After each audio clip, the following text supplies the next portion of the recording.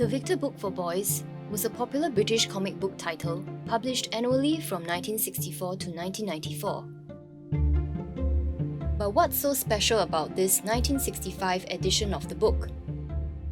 Well, it contains a 12-page long comic about a daring, top-secret military raid at Keppel Harbour during the Japanese occupation. The raid, boldly featured on the cover, is one of the 14 stories found in the book. It's interesting to see how this military operation is retold in a comic book.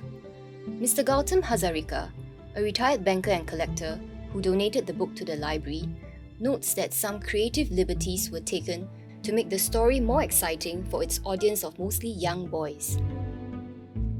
Called Operation Jaywick, the plan was to infiltrate the harbour and sabotage the Japanese ships that were anchored there.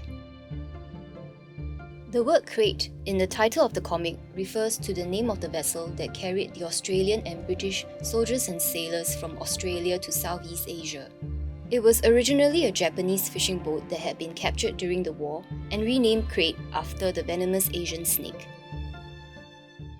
To hide in plain view of the enemy, the ship flew a Japanese ensign. But the one here isn't correct. It had a red circle on a plain white background. The men also wore sarongs and applied dark brown dye on themselves to pass off as local fishermen. They were very careful about everything, anything that could fall overboard and alert the Japanese to their presence. They had tinned fruit, no labels. They had to put little codes on top of the tins because they didn't want a label to go into the sea. They were trying to not look as if they were there for any other reason than fishing.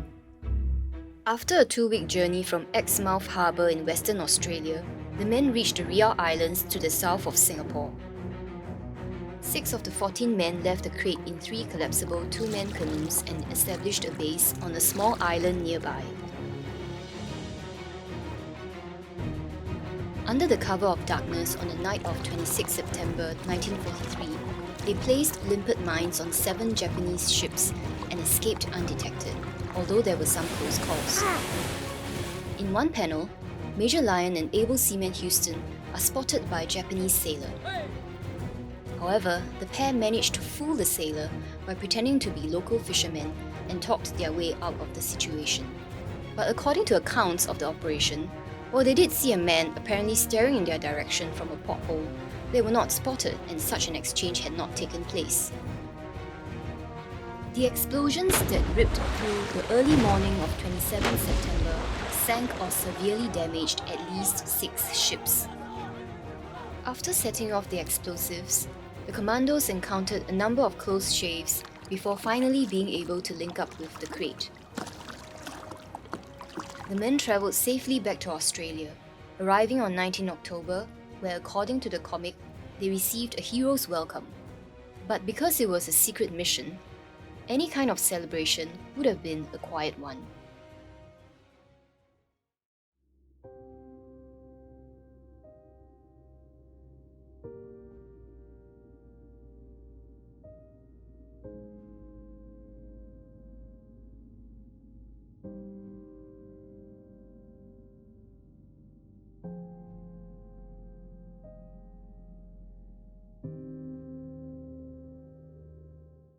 Hi, I'm Janice, a librarian with the National Library. Thank you for watching the video and I hope it has piqued your curiosity about the stories and materials in the library's collections.